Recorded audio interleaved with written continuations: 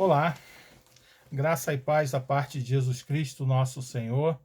Uma alegria grande poder estar com você novamente para partilhar um trecho, um pouco da palavra de Deus. Me chamo Marcos Gonçalves, sou pastor na Segunda Igreja Batista em Petrópolis e estou responsável pela congregação de nossa igreja no bairro do Vale do Carangola. A Igreja Batista do Vale do Carangola fica situada na Rua dos Pedestres, número 32. E nós estamos reunidos ali às quartas-feiras, às 19 horas, para reunião de oração, seguido de um estudo bíblico e um momento de louvor e adoração a Deus. Aos domingos, às 9h30 da manhã, com a escola bíblica dominical, e depois um culto de louvor ao Senhor. E no domingo também à noite, às 18h30, nós temos uma segunda celebração e nós gostaríamos de convidar você e a sua família para estar conosco em uma de nossas reuniões. Então, Rua dos Pedestres, número 32, bairro do Vale do Carangola. Quero convidar você e a sua família para nos prestigiar e podermos passar juntos um momento ali na casa do Senhor, adorando a Deus e glorificando o seu santo, eterno e bendito nome. Quero hoje partilhar com você um texto do Evangelho de Mateus, capítulo 19, a partir do versículo 16. Mateus 19, a partir do verso 16. Diz assim: Eis que alguém se aproximou de Jesus e lhe perguntou: Mestre, que farei de bom para ter a vida eterna? Respondeu-lhe Jesus: Por que você me pergunta sobre o que é bom? Há somente um que é bom. Se você quer entrar na vida, obedeça aos mandamentos. Quais? Perguntou ele. Jesus respondeu: Não matarás, não adulterarás, não furtarás, não darás falso testemunho, honra teu pai e a tua mãe, e amarás ao teu próximo como a ti mesmo. Disse-lhe o jovem: A tudo isso tenho obedecido. O que me falta ainda? Jesus lhes respondeu: Se você quer ser perfeito, vá, venda os seus bens e dê o dinheiro aos pobres, e você terá um tesouro nos céus. Depois venha e siga-me. Até aí por enquanto. Esse texto, ele é bastante conhecido e ele fala sobre uma pessoa, alguém, né? A Bíblia recebe aqui as traduções, né? Colocaram o título do jovem rico, do mancebo rico, nas traduções da Bíblia mais antigas, e diz que um dia Jesus estava, né, junto dos seus discípulos, e alguém se aproxima dele, perguntando o que deveria fazer de bom para ter a vida eterna. Então Jesus já, né, olha para ele e diz para ele, né, por que você vem me perguntar sobre aquilo que é bom? Porque há somente um que é bom, né, e que é Deus, né, Deus que é o único que é bom, o único que é perfeito. E aí esse jovem, ele chega e faz essa pergunta para Jesus, e Jesus diz para ele: ó, se você quer entrar na vida, obedeça aos mandamentos. Né? E é interessante que aqui essa é uma conversa, né, de dois judeus, né, Jesus e esse homem, esse jovem, esse alguém que se apresenta aqui diante dele. E Jesus fala com ele: ó, você tem que obedecer aquilo que a lei manda, aquilo que está prescrito na lei, né? Aquilo que Moisés ordenou, né, para o nosso povo. E aí ele fica, né? Jesus diz a ele: ó, obedece aos mandamentos. E ele pergunta quais mandamentos, e aí Jesus cita alguns para eles, né? Daqueles chamados 10 mandamentos, né? Não matarás, não adulterarás, não furtarás, não darás falso testemunho, honra teu pai e a tua mãe, e amarás ao teu próximo como a ti mesmo. Então o jovem vira para Jesus e diz: a tudo isso, né, tenho obedecido. O que me falta ainda, né? Então, a gente percebe que esse homem, essa pessoa que se aproxima de Jesus, esse jovem, era alguém que tinha uma vida religiosa, era alguém que era praticante daquilo que a sua religião dizia que ele deveria praticar, deveria, né, fazer. Era alguém comprometido com esse contexto religioso, mas mesmo dentro desse contexto religioso, mesmo sendo um praticante, né, fiel dos mandamentos que estavam prescritos lá na sua declaração doutrinária, vamos dizer assim, pensando aqui, né, como bons batistas que somos, né, na declaração doutrinária lá da religião a qual ele estava inserido ali, o judaísmo, ele ainda sente um vazio, sente algo dentro dele, né, que como se fosse uma falta. E ele mesmo praticando tudo aquilo que estava prescrito na lei, tudo aquilo que estava prescrito, né, como mandamento, ele ainda sente esse vazio, ainda sente uma falta, ainda sente que para ele alguma coisa ainda não estava completa e ele tinha dúvida, né, sobre aquilo que Jesus vinha realizando e ele, né, percebe em Jesus alguém que é muito mais do que apenas um mestre, um novo rabi em Israel. Porque se a gente for parar para ler o mesmo texto lá no Evangelho de Marcos, no capítulo 10, a partir do versículo 17, a gente vai perceber que esse homem se aproxima de Jesus, mas ele se prostra diante de Jesus. E um judeu, ele não se prostrava diante de um outro homem, né? Ele não faria isso se ele não reconhecesse em Jesus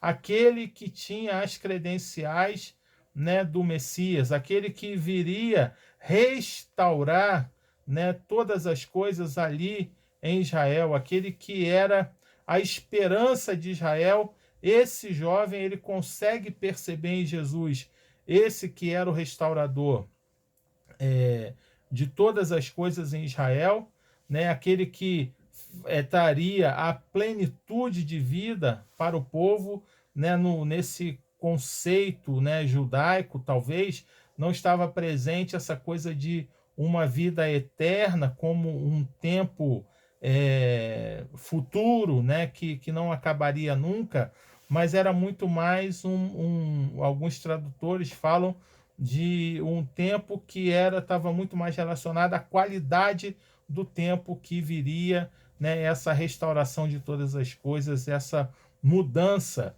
né, que os judeus ansiavam e aguardavam. Esse homem, ele era alguém que era muito religioso, alguém que era praticante da religião, né, e dos preceitos da sua religião, mas ele sentia que para ele ainda algo faltava, alguma coisa ainda não estava completa na vida dele. E nós podemos aqui fazer o primeiro destaque aqui para a nossa reflexão, que muitas vezes nós também estamos envolvidos aí pelas ordenanças, né, das nossas tradições religiosas, estamos envolvidos aí com as coisas ligadas à nossa igreja local, à nossa denominação, estamos ali fazendo muitas coisas, praticando, né, o ativismo religioso, obedecendo às regras, os mandamentos da nossa tradição religiosa, mas ainda dentro de nós há um vazio. Ainda dentro de nós há algo que nos falta também, algo que revela em nós essa incompletude também, a semelhança desse jovem rico. E aí Jesus, percebendo, né, nele essa fala, né, ele trazendo esse relato de que ele já era alguém que era um praticante da sua religião, alguém que já estava ali envolvido e praticando os mandamentos, obedecendo aos mandamentos que estavam prescritos ali dentro da sua tradição religiosa. Jesus diz a ele, então, né, diante da segunda pergunta que ele faz, o que me falta ainda? Jesus diz para ele, olha só, se você quer ser perfeito, vá, venda os seus bens e dê o dinheiro aos pobres e você terá um tesouro nos céus. Preste atenção no que Jesus vai dizer agora. Depois venha e siga-me.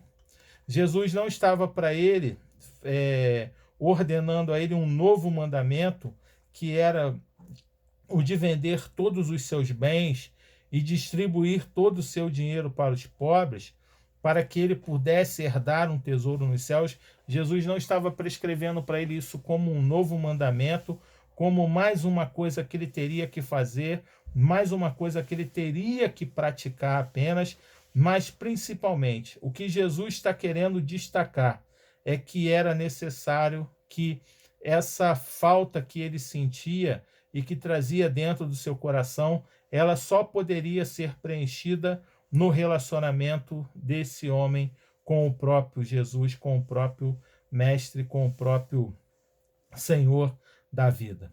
É interessante que, se você voltar aí uma página da sua Bíblia, você vai ver, né, no capítulo 16, tem ali a confissão de Pedro, né, dizendo que Jesus era o Cristo, né, o Messias, o Filho do Deus vivo, e Jesus dizendo, você é feliz porque isso não foi revelado a você, né, por homem nenhum, mas foi revelado pelo próprio Deus, pelo próprio Pai que está nos céus.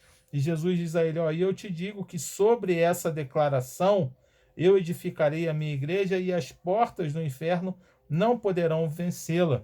Né? E Jesus fala isso com Pedro. Depois, Jesus está caminhando para Jerusalém a partir do versículo 21 do capítulo 16.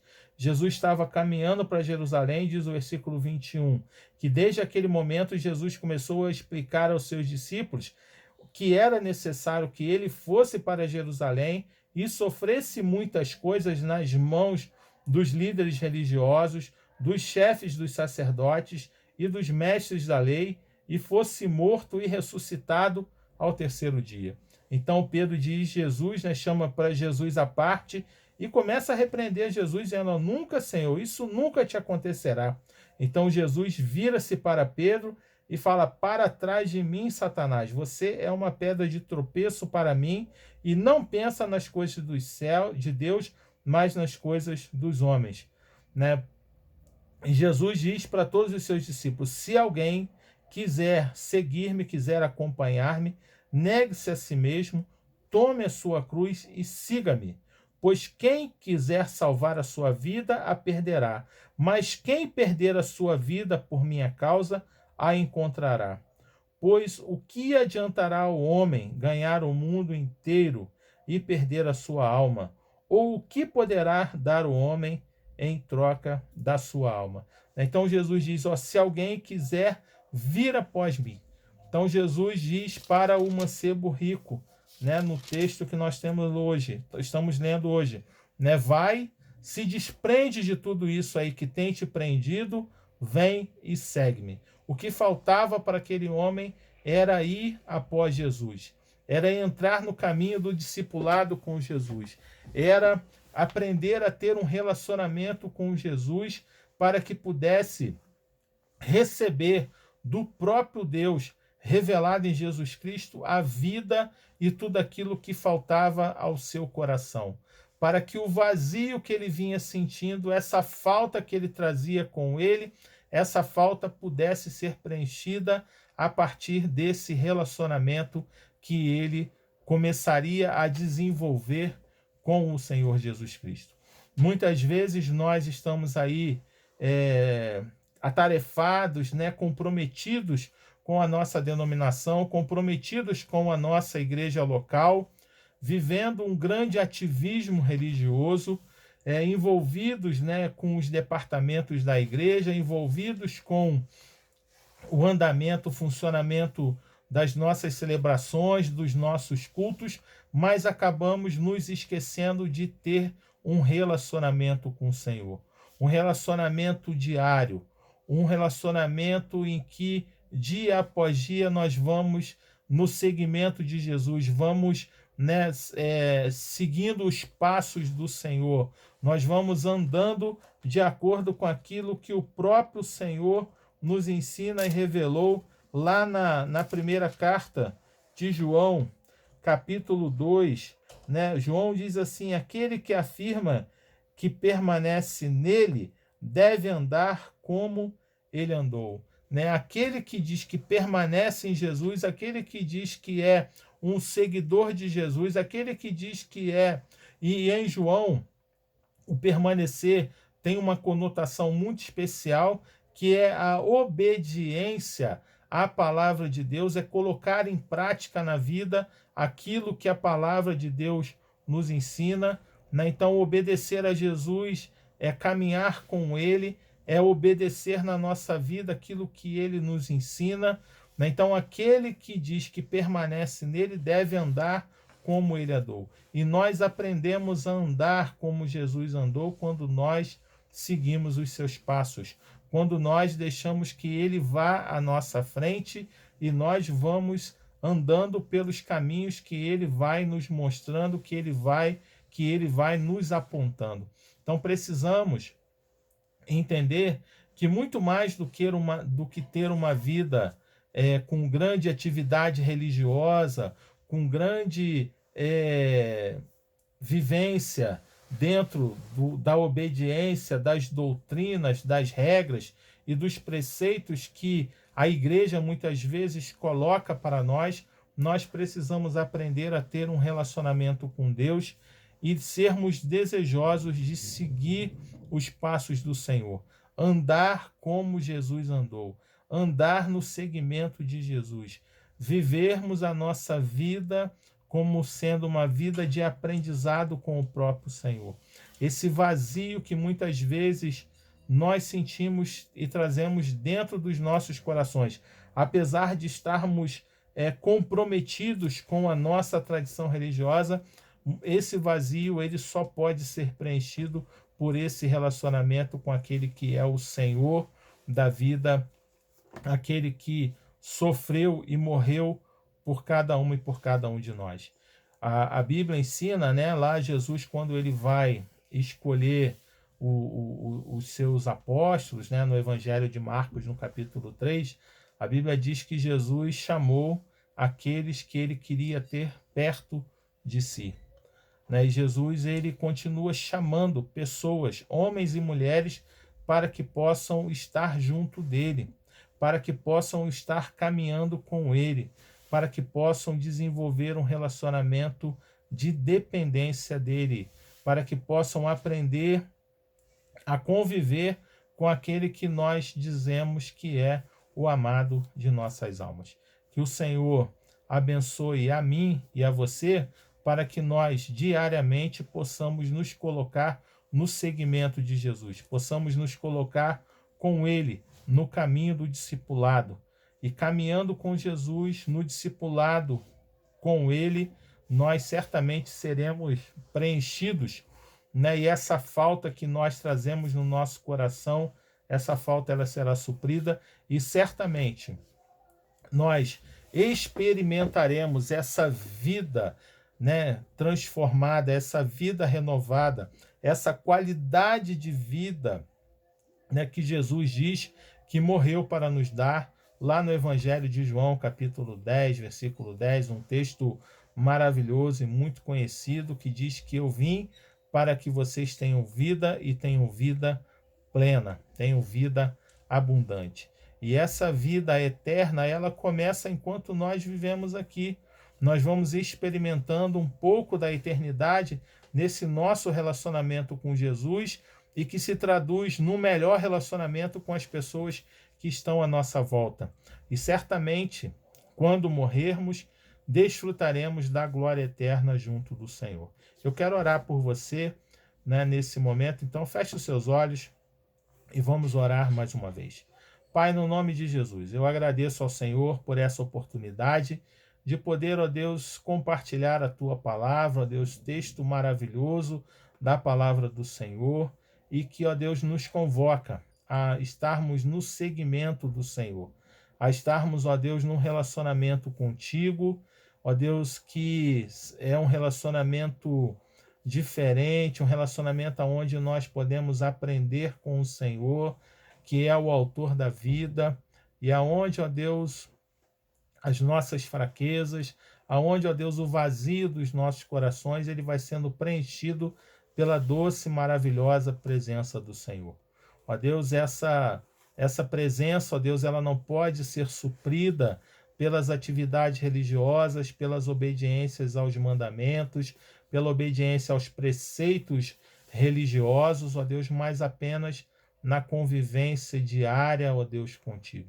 Ajuda-nos, ó Deus, a entender isso e que nós possamos colocar isso em prática na nossa vida e que nós, ó Deus, possamos caminhar seguindo os passos do Senhor.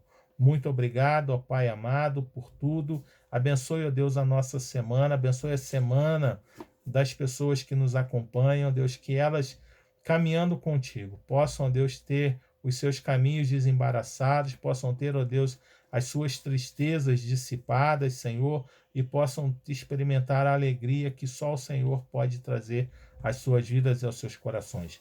É a nossa oração no nome de Jesus. Amém. Deus abençoe sua vida, uma ótima semana.